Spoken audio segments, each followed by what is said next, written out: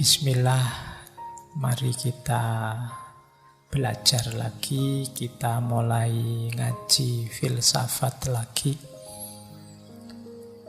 Kita ganti tema ya untuk bulan ini. Temanya patah hati. Tidak apa-apa ya, ini karena tidak sengaja saya kemarin itu membaca satu artikel bahwa hari ini tingkat kematian karena depresi itu lebih tinggi. Bahkan lebih tinggi dari kematian karena kanker yang ditakuti banyak orang itu. Nah, terus tiba-tiba saya ingat kalian. Saya kok khawatir jangan-jangan kalian ini di duniamu kan yang paling dekat membuatmu depresi itu ya urusan-urusan cinta dan patah hati ini. Makanya tiba-tiba muncul ide, ayolah bulan ini kita belajar tentang patah hati. Kita pahami apa yang terjadi dengan diri kita kalau sedang mengalami patah hati. Syukur-syukur kemudian kita bisa mengendalikannya, tidak kehilangan akal sehat dan badan sehat kita. Meskipun mengalami banyak kekecewaan dalam hidup. Tentu saja patah hati itu tidak hanya urusan laki-laki dan perempuan, cinta yang di level eros. Cinta apapun punya potensi jatuh pada sisi patah hati, kekecewaan. Meskipun nanti ya kita urean-urean bagian awal ini kita masih mengambil sisi psikologis jatuh cinta yang biasa kalian alami itu. Nah, paling tidak pelan-pelan kita selami diri kita memahami fenomena yang namanya patah hati ini. Dan itu ya memang bagian dari skenario ujiannya Allah untuk hidup kita di dunia ini. Kita mengalami namanya patah hati. Baik, bismillah ya, pelan-pelan. Ini belajar beneran malam hari ini, jadi bukan pengajian. Jadi kita sinau bareng. Bismillah ya, nambah wawasan. Saya awali dari sini. Saya ingin masuknya dari dunia emosi. Ini mungkin wawasan ini beberapa di antara teman-teman sudah paham. Jadi ada psikolog ahli jiwa namanya David Hawkins. Dia membahas tentang kesadaran manusia. Jadi dia bukunya judulnya Power and Force, An Anatomy of Consciousness, The Hidden Determinant of Human Behavior. Jadi ini diri kita ini, tingkat kesadaran kita itu hari ini ada di mana. Hawkins ini membuat semacam metrik, semacam peta. Terus dia skor. Skor itu mungkin level energinya.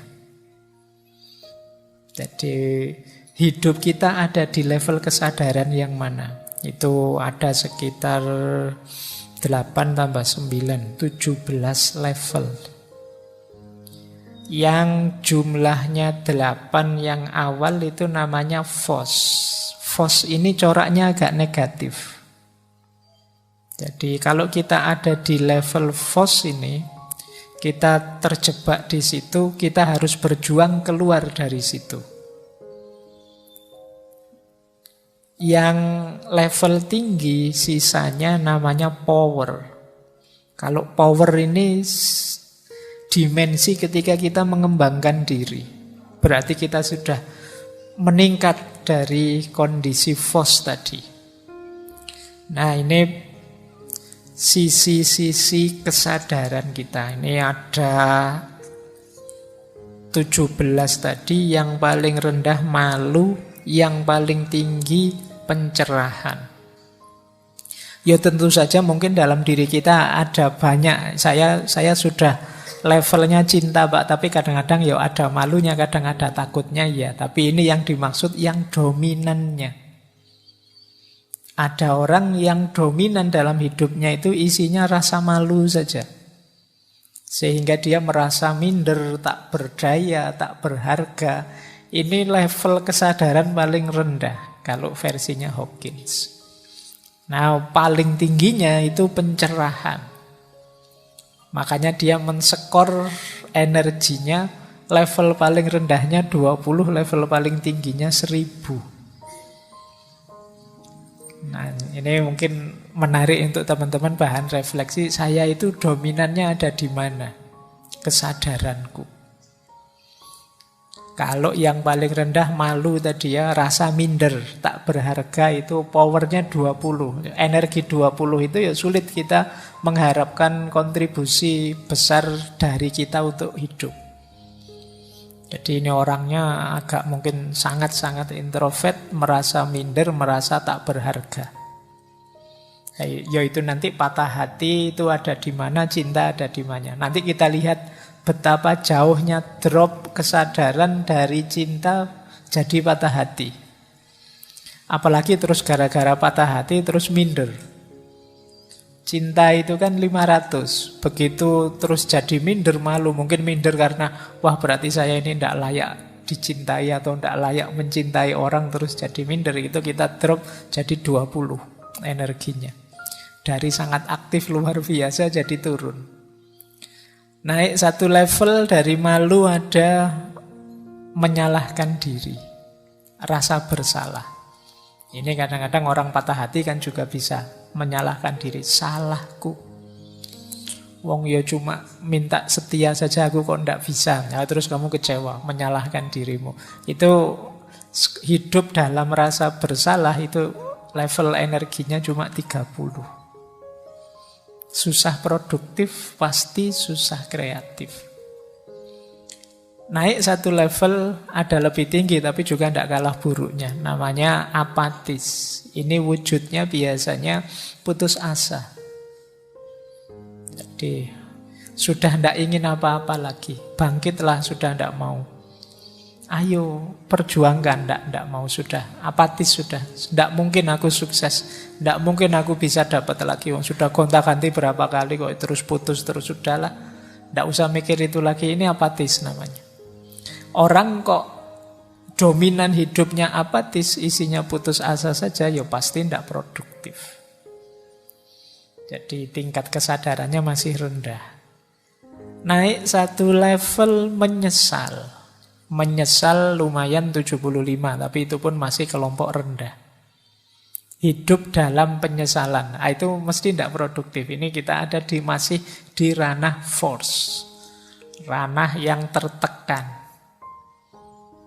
Naik satu level hidup dalam ketakutan, cemas, khawatir. Ini 100 nilainya. Nah, nilai 100 itu ya masih 10%-nya, karena yang paling tinggi 1000. Jadi kalau kalian hidup dalam ketakutan itu masih di lingkup rendah. Nah, ini sudah mulai agak agresif, tapi tetap konotasinya negatif. Di atas ketakutan ada ambisi. Hidup tidak terkendali, penuh ambisi. Ini level keinginan. Jadi orang yang hidupnya dikejar-kejar ambisi secara tidak terkontrol. Nah, ini juga masih negatif. Di atas ambisi ada marah. Marah pada seseorang itu kan manifestasi kebenciannya. Orang yang patah hati itu biasanya ada bencinya. Kadang-kadang ada juga sedikit ambisinya. Ambisi ingin balas dendam. Aku dicurangi, hati-hati saja. Tunggu saja, rasakan besok misalnya. Gusti Allah ora sare. Itu sebenarnya kan banyak yang bilang kalimat itu sebenarnya menunjukkan kondisi jiwa yang dendam. Ingin orang yang dia benci dibalas, meskipun karena aku tidak bisa balas, misi balas dendamnya aku pasrahkan pada Allah. Nah, itu sebenarnya mental-mental itu tadi, ambisi, hasrat, ingin balas dendam. Melanjutkan level atasnya yaitu kebencian. Jadi jangan dikira orang yang ngancam-ngancam pakai nama Tuhan itu sejenis kepasrahan, tapi itu sebenarnya egonya saja. Dia ingin melampiaskan balas dendam, tapi karena terkendala situasi dia tidak mampu, maka dia tunggu Allah yang membalas dendamkan. Nah, di atas itu ada lebih tinggi dari marah, benci, itu level kesombongan, harga diri, merasa diri penting, merasa diri bisa, merasa diri lebih dari yang lain. Itu nilai energinya 175. Masih di lingkup FOS. Nah, nilai energi limit itu kalau bisa kita 200. 200 itu kita sudah mulai power, sudah mulai mampu mengembangkan diri, tidak terjebak dalam ego lagi. Yaitu apa? Yang 200 ini berani. Berani itu kan sifat moderat antara nekat dengan pengecut. Jadi berani itu siap bergerak, siap maju, tapi penuh perhitungan, tegas. Ini level 100. Jadi hiduplah dalam keberanian minimal. Itu kalian ada di ranah power. Ada lagi lebih tinggi. Istilahnya Hawking itu netralitas. Meskipun mungkin arahnya pada keyakinan. Hidup dengan mantap yakin. 250 powernya. Atau hidup dalam optimisme. Ini beda dengan keinginan tadi. Kalau ini mungkin terjemahannya kemauan. Optimis, tidak pesimis. 310. Lebih tinggi lagi memaafkan. Memaafkan itu powernya besar. 350. Lebih tinggi lagi berpikir. Nah, limit yang kedua kalau teorinya Hawking, selain 200, perhatikan limit 500 itu. 500 ke atas kita mengalami puncak-puncak tujuan-tujuan ideal hidup. Hidup dalam cinta, naik lagi lebih tinggi hidup dalam sukacita, hidup dalam kegembiraan, ketenangan, naik satu level lagi hidup dalam kedamaian, kebahagiaan, dan puncaknya adalah hidup dalam pencerahan. Jadi kalau pencerahan ini tidak bisa dijelaskan sudah. Kita yang merasakan. Ini momen kalau di ilmu ini momen eureka. Momen wow, momen ketakjuban, momen Allahu Akbar. Itu momen pencerahan paling tinggi. Nilainya 700 sampai 1000. Nah, semoga teman-teman, saya tidak tahu ada di mana, semoga ada di power ya, tidak ada di force. Kalau ada di force, kita ada di wilayah yang negatif. Mari menghidupkan power. Nah, gejala-gejala fenomena yang malam hari ini kita bahas, broken hearts, patah hati, itu banyak ada di force. Ayo kita jadikan yang di force ini geser ke ranah power. Makanya sering saya bilang, tidak hanya cinta, patah hati pun sebenarnya energinya banyak. Maka ayo kita meskipun patah hati, tapi paling tidak masih tetap berani, masih tetap optimis, masih tetap misalnya mau berpikir, masih bisa memaafkan.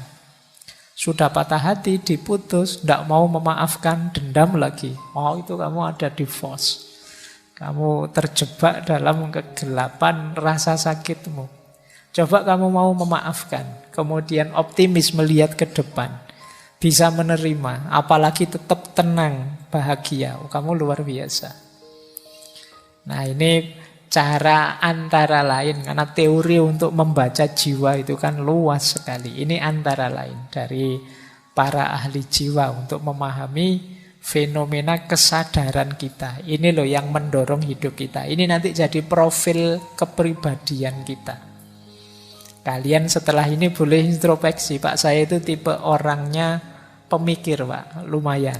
Power 400. Pak, saya itu tipe orangnya ceria, Pak. Gembira terus. Lumayan 540. Pak, saya itu hidup dalam penyesalan, Pak. Oh, itu kamu berarti ada di force level 4, 75. Pak saya hidupnya penuh kebencian, kamu ada divorce, meskipun nilainya 150. Nah, ini caranya begini nanti. Kalau ingin memahami level kesadaranmu di mana. Baik, ini pengantar ya untuk memetakan jiwamu sebelum kita nanti nangis-nangis patah hati. Ya kan, ini teorinya ini. Baik, kita mulai membahas ya ke tema kita patah hati. Tapi ini belajar loh, ini bukan, kita awali dari sini. Untuk patah hati kan jatuh cinta dulu. Jangan sampai kamu belum jatuh cinta kok sudah patah hati. Pak saya belum nembak, belum jatuh cinta sudah patah hati, itu namanya minder. Nah, kita belajar dulu dari jatuh cintanya ya. Ini yang sejak dulu saya janjikan saja untuk menjelaskan cinta dari perspektif neurosains. Saya bukan ahli neurosains, jadi nanti teman-teman boleh memperdalam, konfirmasi lagi teori ini di wilayahnya dan dengan ahlinya. Ini teori ini ada di banyak buku, misalnya di Sapiennya Yuval misalnya. Nah, ini untuk menjawabnya ya, kenapa sih Pak kok saya jatuh cinta? Kenapa sih kok saya suka dia? Kenapa sih kok saya bisa tertarik padanya? Ini secara neurosains, kita itu sepanjang evolusi kita, evolusi manusia. Manusia itu kan berkembang terus, berevolusi terus. Itu manusia itu sudah belajar karena mengikuti fitrahnya. Kita ini kan punya fitrah berketurunan, punya fitrah melanjutkan generasi, punya fitrah menikah dan lain sebagainya. Itu sejak awal kita sudah belajar untuk menghidupkan fitrah ini.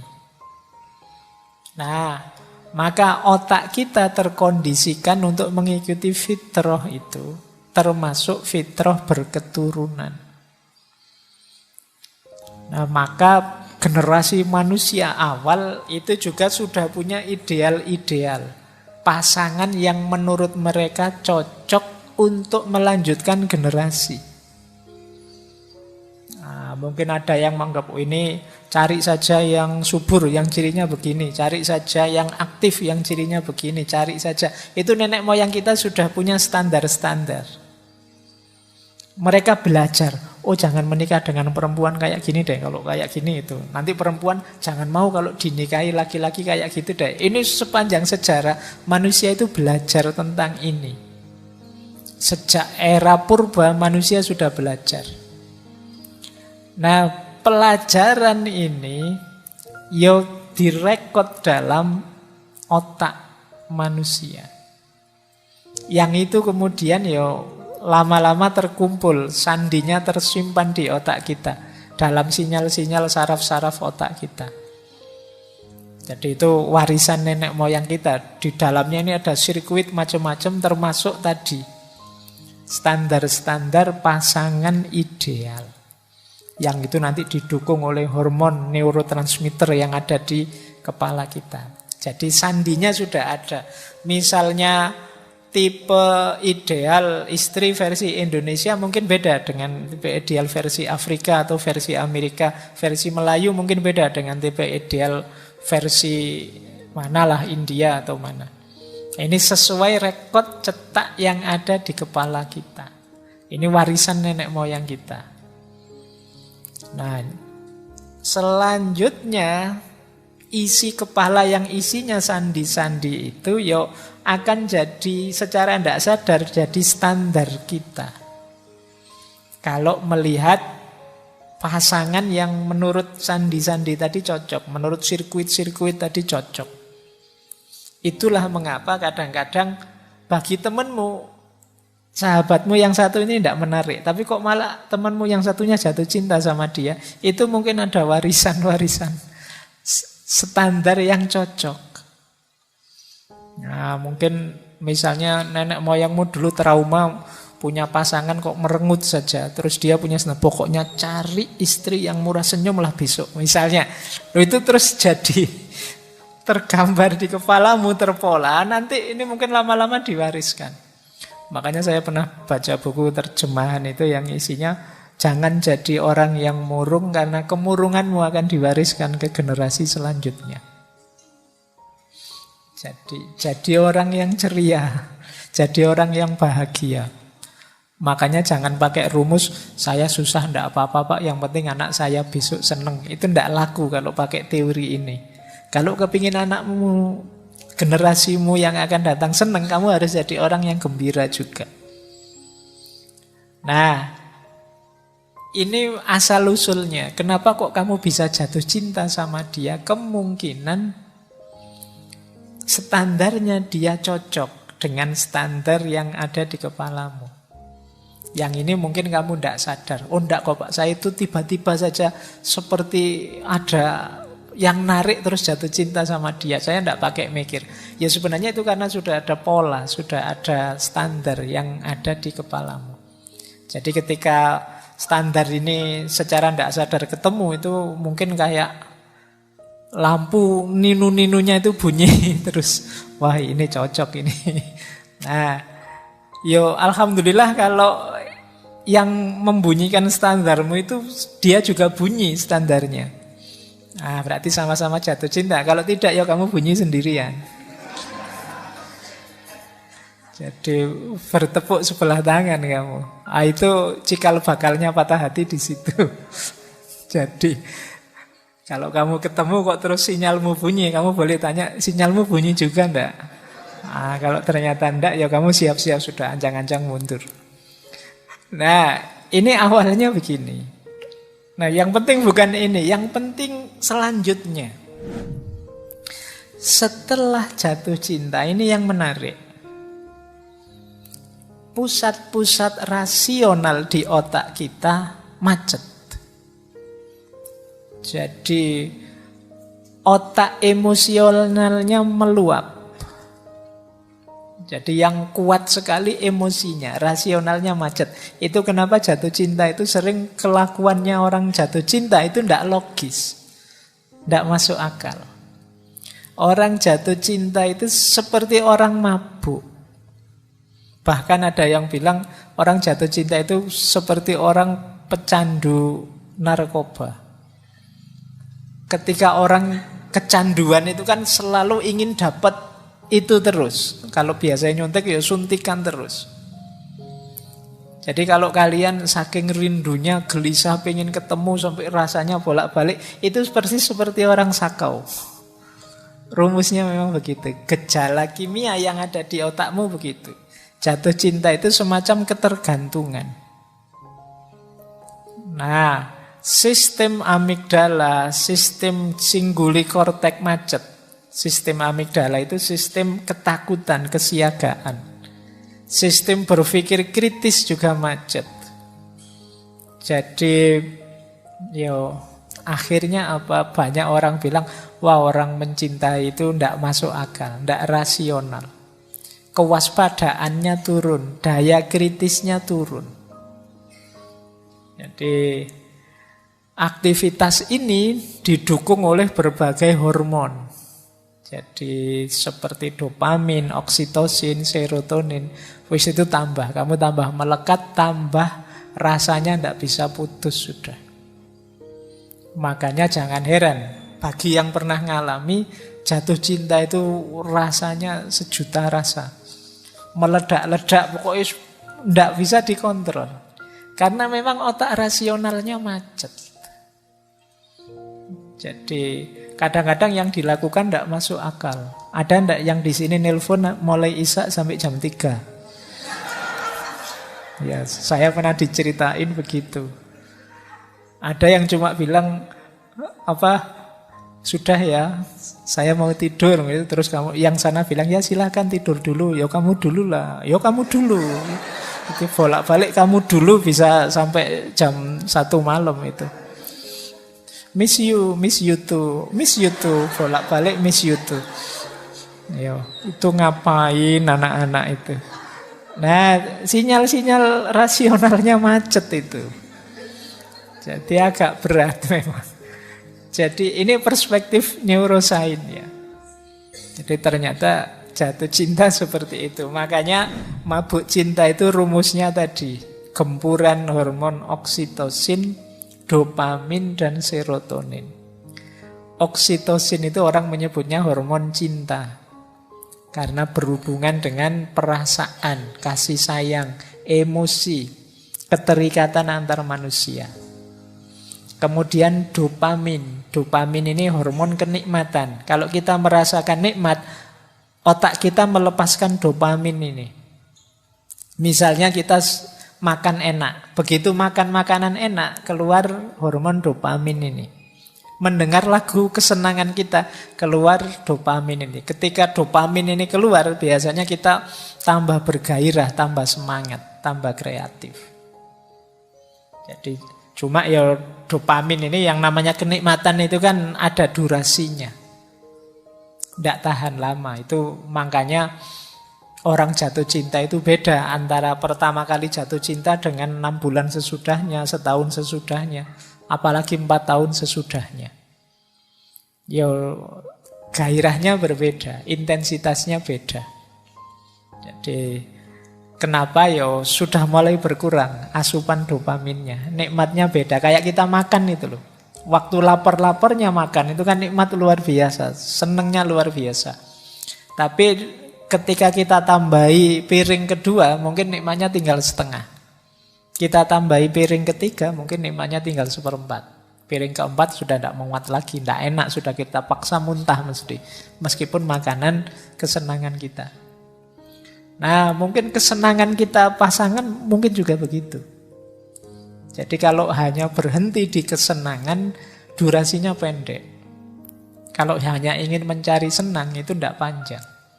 Itu mengapa ya kalau baru jatuh cinta, engkaulah segalanya. Engkau satu-satunya yang paling cakep pokoknya. Tapi nanti dapat 2-3 tahun itu ternyata yang lain lebih banyak yang lebih cakep. Ah, itu berarti hormonnya sudah mulai habis. Berkurang. Makanya jangan pacaran lama-lama, segera menikah. Kalau pacarmu tanya, kok buru-buru menikah? Keburu hormonnya habis. Kalau hormonnya habis, tidak menarik lagi nanti. Biar nanti tidak berhenti di mahabbah yang sifatnya eros tadi. Hanya kesenangan, tapi naik level. Ya jalannya menikah. Nah, selain dopamin nanti ada serotonin. Serotonin ini hormon kebahagiaan. Jadi biasanya membuat hati tenang, membuat hati nyaman, mengurangi depresi, ini serotonin. Nah, 3 hal ini kan menyenangkan. Hormon cinta, hormon kenikmatan, hormon kebahagiaan. Itulah mengapa orang yang mencintai itu kemudian jadi sangat terikat. Khawatir kehilangan kenikmatannya ini. Nah, sayangnya ketika kita patah hati, fasilitas dari hormon-hormon tadi berhenti. Itu yang membuat kita cemas, tertekan, terisolasi. Akhirnya otak berusaha mencari gantinya. Wis pokoknya apa saja boleh. Itu makanya ini yang saya bilang orang patah hati maupun orang jatuh cinta itu energinya luar biasa. Sama-sama otak rasionalnya macet. Sehingga kadang-kadang melakukan hal-hal yang tidak terbayangkan. Baik ketika jatuh cinta maupun ketika patah hati. Itulah gunanya kita harus hati-hati dengan energi yang kita miliki saat jatuh cinta maupun patah hati. Karena ketika kita patah hati pun ya daya kekecewaan, daya kesalahan, daya rasa sedih sakit karena kehilangan kenikmatan, kesenangan, kebahagiaan tadi itu bisa tersublimasi jadi apa saja. Orang bisa melakukan apa saja bahkan yang tidak terbayangkan.